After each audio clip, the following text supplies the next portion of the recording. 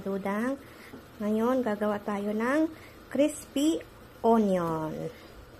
Ang gagawin muna ay dapat lagain muna yung onion. Ganito, nakahiwa-hiwa na ng pa-circle. Tapos lagain. Hindi naman masyadong lagang-laga. Basta pakuluan mo lang ng ilang minuto. And then hanguin. Tapos i-drain. Ganito pag wala na siyang tubig. At ipa-fry na siya sa mantika. Ito na siya, mga kadudang, ang onion, sibuyas. Mga kadudang, ito na po yung finished product ng ating brown onion or crispy onion.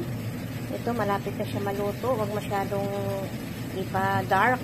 Ganito mga kadudang, pag ganito na po siya, golden brown na siya, hanguin na natin, huwag na natin ipatagalin pa dahil mag-brown na siya pag malamig na siya. Okay na to.